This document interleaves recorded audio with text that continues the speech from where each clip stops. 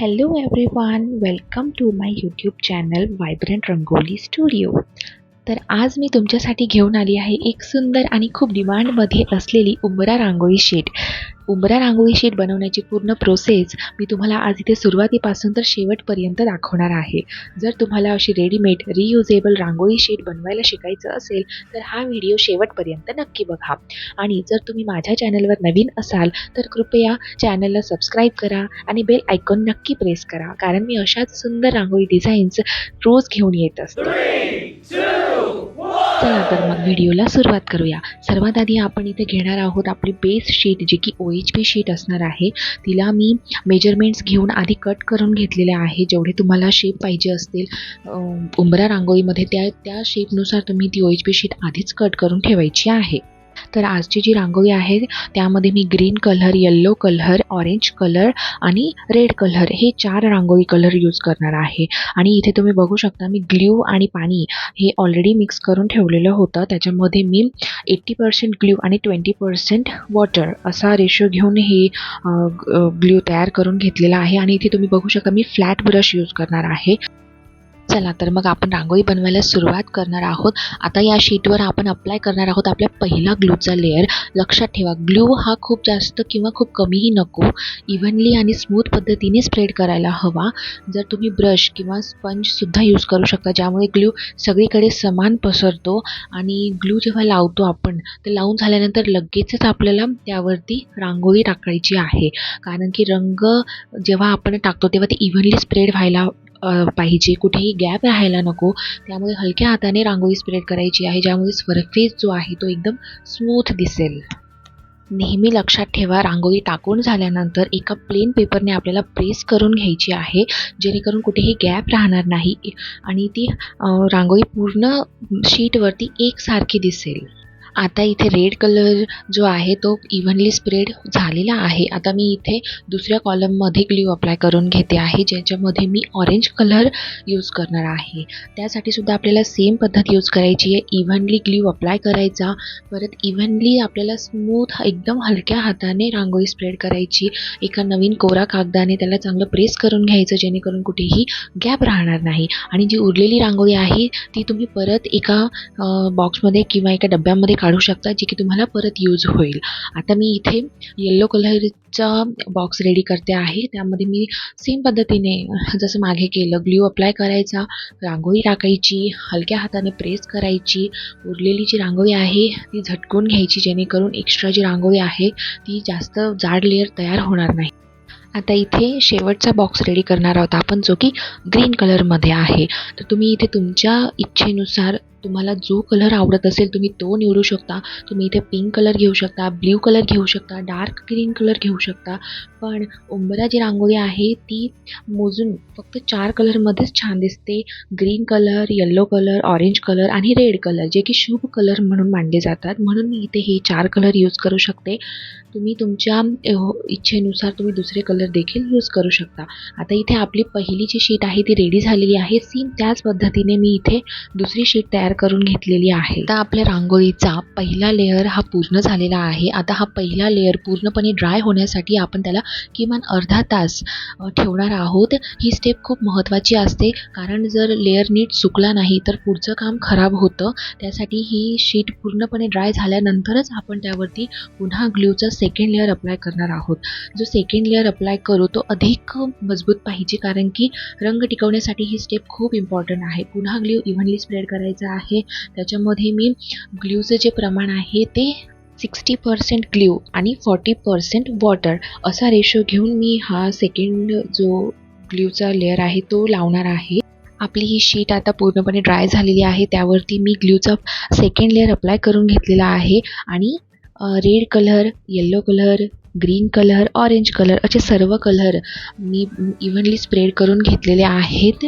आता पुन्हा रांगोळी जी आहे इव्हनली स्प्रेड झालेली, त्यामुळे रंग जास्त व्हायब्रंट दिसतो, फिनिशिंग खूप छान येते, एकदम प्रोफेशनल वाटतं. आणि पुन्हा एकदा ही शीट आपल्याला 30 मिनिटांसाठी सुकवायला ठेवायची आहे. अजिबात काही करायची नाही, पेशन्स ठेवायचा. त्यामुळे जो फायनल आउटपुट आहे रांगोळीचा तो खूप सुंदर दिसतो. आणि फायनल डिझाईन जेव्हा आपण त्यावरती करतो, जेव्हा आपण त्याच्यावरती साईड बॉर्डर करतो त्यावेळेला तो कलर मिक्स नको व्हायला. रांगोळीचा जो कलर आहे तो ॲक्रेलिकचे कलर आपण यूज करतो त्यामध्ये मिक्स व्हायला नको. त्यासाठी आपल्याला ही रांगोळी सेकंड लेअर अप्लाय करून नंतर देखील आपल्याला अर्धा तास तरी किमान तिला सुकवण्यासाठी ठेवायचं आहे. आता आपली इथे बेस रांगोळी शीट रेडी झालेली आहे. बेस रांगोळी शीट रेडी झाल्यानंतर सगळं काही आवरून नीट साईडला ठेवून द्यायचं, कारण की आपण आता फायनल आपल्या वर्ककडे वळणार आहोत, जे की आहे डिझायनिंग. आता आपली ही बेस शीट पूर्ण तयार झालेली आहे आणि आता आपण सुरू करूया आपलं डिझायनिंग वर्क. आजच्या डिझाईनमध्ये मी बनवणार आहे शुभचिन्ह, लाभचिन्ह, स्वस्तिक, कमल, श्री, ओम, लक्ष्मीचरण आणि कलश. चला तर मग आता आपण सुरुवात करूया डिझायनिंग. तर डिझायनिंगसाठी मी इथे यूज करणार आहे फेविक्रिलचे ॲक्रेलिक कलर्स, जे की खूप छान दिसतात, एकदम व्हायब्रंट लुक येतो ते यूज केल्यानंतर. आणि जेव्हा आपण हे कलर यूज करून फायनल लुक तयार करतो तेव्हा खूप अशी ॲट्रॅक्टिव्ह रांगोळी शीट अशी आपल्याला बघायला मिळते. आणि तर मी आता इथे व्हाईट कलर घेतलेला आहे, त्याने मी दोघी शीटला मी आता आउटलाईन करून घेणार आहे. व्हाईट कलरमध्ये थोडेसे कर्व असं व्हाईटने आउटलाईन करायची, त्यामध्ये असे बारीक बारीक डॉट्स द्यायचे, जेणेकरून जी बॉर्डर आहे दोघं रांगोळीच्या शीटची ती खूप छान दिसते. जेव्हा आपण डिझाईनची आउटलाईन करतो त्यावेळेला तुम्ही इथे ब्रशचा यूज करू शकता. इथे मी व्हाईट कलर यूज केला आहे, तुम्ही तुमच्या पद्धतीने कोणताही दुसरा कलर देखील यूज करू शकता. तुम्ही फक्त कलर यूज करताना कॉन्ट्रास्टमध्ये यूज करायचं. जर तुम्ही लाईट कलरची रांगोळी करताय तर डार्क कलर यूज करा. जर तुम्ही डार्क कलरची रांगोळी करताय तर लाईट कलर बॉर्डरसाठी यूज करा, जेणेकरून रांगोळी उठून दिसते. आता सेम डिझाईन मी इथे बॉक्सेसमध्ये देखील करून घेणार आहे, जेणेकरून प्रत्येक कलर हा सेपरेट दिसेल, प्रत्येक बॉक्स हा वेगवेगळा दिसेल. आता मी इथे पहिल्या बॉक्समध्ये येल्लो कलरने शुभ हे नाव काढणार आहे, कारण की खाली मी रेड कलरचा जो बेस आहे त्यावरती लाईट कलर खूप छान दिसेल आणि येल्लो कलर हा उठून दिसेल, त्यामुळे मी येल्लो कलरने शुभ हे नाव इथे काढून घेतलेलं आहे. तुम्ही येथे दुसरा कलर देखील यूज करू शकता, फक्त येल्लोच कलर घ्यायला पाहिजे असं काही नाही. तुम्हाला इथे जो कलर आवडत असेल तुम्ही त्या कलरने इथे डिझाईन करू शकता. आता मी इथे शुभ हे नाव पूर्ण झालेलं आहे. आता आपण बघूया लाभ हे नाव कसं काढायचं. तर मी इथे सेम येल्लो कलरनेच लाभ हे नाव देखील तयार करून घेतलेलं आहे. सेम त्याच पद्धतीने जर तुम्हाला दुसरा कलर इथे देखील यूज करायचा असेल तुम्ही तो कलर यूज करू शकता. शुभ आणि हे लाभ हे दोन शब्द सारख्या रंगाने दिसायला पाहिजे, म्हणून मी इथे येल्लो कलरच यूज केलेला आहे. तुम्ही इथे ब्लॅक कलर यूज करू शकता, तुम्ही इथे ब्ल्यू कलर यूज करू शकता, तुम्ही इथे ग्रीन कलर देखील यूज करू शकता. आता आपण पुढे बघणार आहोत स्वस्तिक आणि पाऊल कसे काढायचे. तर आपले शुभ आणि लाभ हे दोघं अक्षर काढून झालेली आहेत. आता मी इथे रेड कलरने ऑरेंजच्या वरती एक स्वस्तिक तयार करून घेणार आहे. जे स्वस्तिकमध्ये तुम्ही बघू शकता मी थोडं मोठं काढलेलं आहे. जर तुम्ही छोटं काढणार असाल तर ते उठून दिसणार नाही. कलर कधी पण जेव्हा तुम्ही फायनल डेकोरेशन जेव्हा करता त्यावेळेला डिझाईन ही मोठ्या आकारात घ्यायची, जेणेकरून ते दिसायला पण खूप छान दिसते. आता स्वस्तिक काढून झालेली आहे, तर मी आता इथे 2 पाऊल काढणार आहे, जे की आपण लक्ष्मीचरण म्हणून असं देखील म्हणू शकतो त्यांना.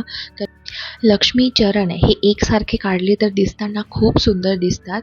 ते काढायच्या वेळेला एक गोष्ट लक्षात ठेवायची, ते नेहमी छोटे आणि नीट बनवायचे असतात. त्यामध्ये स्पेसिंग एकदम प्रॉपर असायला पाहिजे, नाहीतर एक पाय छोटा एक पाय मोठा हे दिसायला चांगलं दिसणार नाही. दोघांमध्ये स्पेसिंग प्रॉपर ठेवायची, दोघांची डिझाईन प्रॉपर ठेवायची. ज्या वेळेला आपण ते दोघं सर्कल एक सोबत ड्रॉ करतो त्यावेळेला त्यांची पोझिशन काय आहे ते सुद्धा नीट बघून घ्यायचं. आणि जेव्हा आपण बोटं जेव्हा काढतो तेव्हा अंगठ्याचा भाग थोडा मोठा, नंतर बाकीची जी बोटं आहेत ती थोडी छोटी छोटी अशा पद्धतीने काढायची आहेत. तर आता आपल्या इथे स्वस्तिक आणि पाऊल देखील काढून झालेले आहेत. आता इथे आपण कमळ काढायला घेणार आहोत. त्यासाठी मी पिंक कलर यूज करणार आहे. पिंक कलरने तुम्ही आधी लोटसचे जे वरचे पान असतात ते काढून घ्यायचे आहेत, जे की मी इथे 5 घेणार आहे. तुम्हाला जास्त घ्यायचे असतील तुम्ही घेऊ शकता. तुम्हाला तुमच्याकडे जर काही त्याचं डिझाईन वगैरे अवेलेबल असेल तर तुम्ही त्याने देखील त्याच्यावरती मार्क करून घेऊ शकता. माझ्याकडे डिझाईन नसल्यामुळे मी डिरेक्टली ते फ्लावर काढायला घेणार आहे. आता लोटस काढून झालेले आहे. दोघं बाजूला मी दोन रेषा काढून घेतलेल्या आहेत. आता तुम्ही बघू शकता पिंक कलरनेच इथे मी कलर्स काढणार आहे, जो की येलो कलरच्या वरती पिंक कलर हा खूप उठून दिसतो, त्यामुळे मी इथे पिंक कलरने कलर्स काढणार आहे. त्या कलर्समध्ये तुम्ही बारीक डिझाईन करू शकता. इथे मी स्वस्तिक काढणार आहे. तुम्ही दुसऱ्या काही नाव लिहायचं असेल तुम्हाला ते देखील लिहू शकता, पण जागा थोडी छोटी असल्यामुळे इथे स्वस्तिक हे खूप छान दिसेल, त्यामुळे मी पिंक कलरनेच इथे स्वस्तिक काढून घेणार आहे. आता स्वस्तिक आपली रेडी झालेली आहे. त्यानंतर आपण पुढे बघणार आहोत की कमळ जे आहे त्याच्या खाली आपल्याला ग्रीन कलरने त्याचा पानांचा आकार कसा काढायचा आहे, पुढे ते नारळ कसं काढायचं आहे, ते सगळं आपण इकडे पुढे बघूया. आणि एक गोष्ट लक्षात ठेवायची, कलर यूज झाल्यानंतर लगेचच त्याचे झाकण बंद करून ठेवून द्यायचं, नाहीतर कलर लवकर सुकू शकतो. आता इथे तुम्ही बघताय मी ग्रीन कलरने कमळच्या खाली मी इथे लीव्स तयार करते आहे. त्याचे मी इथे 5 लीव्स घेणार आहे. तुम्हाला कमी जास्त घ्यायचे असतील तुम्ही इथे त्यानुसार तुम्ही घेऊ शकता. आता कमळचे लीव्स तयार झाल्यानंतर इथे मी जो कलश आहे त्याच्यावरती मी लीव्स तयार करून घेत आहे. त्याच्यासाठी कमळचे जे लीव्स आहेत ते थोड्या वेगळ्या कलरमध्ये आणि कलशचे जे लीव्स ते थोड्या वेगळ्या कलरमध्ये, तुम्ही एकच ग्रीन कलर यूज करू शकता. इथे माझ्याकडे 2 कलर अवेलेबल असल्यामुळे मी इथे 2 कलर यूज करणार आहे. आता इथे तुम्ही बघू शकता मी ब्राऊन कलर घेतलेला आहे, ज्याच्याने मी नारळ काढून घेणार आहे. नारळ जे आहे ते थोडा मोठ्या स्पेसमध्ये काढायचं, जेणेकरून जो कलश आहे ते उठून दिसतो. आपला कलश आणि लोटसचं हे रेडी झालेलं आहे. आता आपण येलो कलरमध्ये श्री आणि ओम हे 2 नावं काढून घेणार आहोत. आता तुम्ही इथे श्री आणि ओम हे नाव काढण्याच्या ऐवजी तुम्हाला जी दुसरी डिझाईन आवडत असेल तुम्ही ती देखील घेऊ शकता. येथे मी श्री आणि ओम घेतलेला आहे. तुम्ही त्या जागेवरती सरस्वती देवीचे चिन्ह देखील घेऊ शकता. आता मी इथे तुम्ही बघू शकता माझा श्री हा काढून झालेला आहे. आता आपण ओम काढणार आहोत. आपल्या ओम हे सिम्बॉल काढून झालेलं आहे. आता आपण इथे फायनल डिटेल्स ॲड करणार आहोत. त्यासाठी मी इथे व्हाईट कलरने जे आपलं लोटसचं फूल जे काढलेलं आहे आपण त्याच्यामध्ये मी लीव्सला परत त्याच्या पेटल्सला त्यांना व्हाईट कलरने बॉर्डर करून घेणार आहे, जेणेकरून ते कमळ दिसताना खूप उठून दिसेल. कमळासाठी ब्राईट कलर्सच नेहमी वापरायला पाहिजे, जसे की red colour, pink colour, white colour डिटेलिंगसाठी. आणि त्याचा जो मिडल पार्ट आहे तो एकदम नीट आणि क्लीन दिसायला हवा. पेटल्स हे सिमेट्रिकलच ठेवायला पाहिजे. आता तुम्ही बघू शकता इथे व्हाईट कलरनेच मी कलर्सच्या लीव्सला देखील बॉर्डर करून घेतलेली आहे. आता त्या व्हाईट कलरनेच इथे मी पाऊल जे आहेत लक्ष्मीचे त्यांना बॉर्डर करून घेते आहे, जेणेकरून जो शेप आहे तो एकदम प्रॉपर उठून दिसतो, रांगोळी जास्त डेकोरेटिव्ह वाटते. आणि इथे मी स्वस्तिकला देखील व्हाईट कलरची बॉर्डर करून घेतलेली आहे. आता तुम्ही बघू शकता शुभ, श्री, ओम आणि लाभ हे 4ही जे अक्षर आहे ते येलो कलरमध्ये किती उठून दिसत आहेत. आणि जे 4 आपण सिम्बॉल काढलेले आहेत त्यांना व्हाईट कलरने बॉर्डर केल्यामुळे ते देखील खूप उठून दिसत आहेत. कलर कॉम्बिनेशन प्लस फायनल जे डिझायनिंग आहे ते एकदम उठून दिसायला पाहिजे. त्यावेळेला रांगोळी बघितल्यावर मनाला खूप छान वाटते. आणि आता बघू शकता मी इथे ऑरेंज कलर घेतलेला आहे. त्याने शुभ, ओम, श्री आणि लाभ यांना आपण थोडी थोडी शेडिंग करणार आहोत, जेणेकरून ते दिसायला अजून जास्त अट्रॅक्टिव्ह दिसतात. आपली रांगोळी पूर्णपणे रेडी झालेली आहे.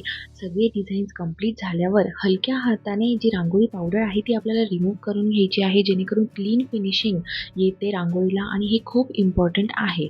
अशा प्रकारे आपली रांगोळी सुंदर आणि रियुजेबल रांगोळी शीट तयार झालेली आहे. उंबरा रांगोळी तुम्हाला कशी वाटली? जर तुम्हाला हा व्हिडिओ आवडला असेल तर लाईक करा, कमेंट करून नक्की सांगा तुम्हाला कसं वाटलंय. तुमच्या फ्रेंड्सला आणि फॅमिलीसोबत हा व्हिडिओ नक्की शेअर करा. आणि अशाच नवीन डिझाईन्ससाठी माझ्या चॅनलला सबस्क्राईब करायला विसरू नका.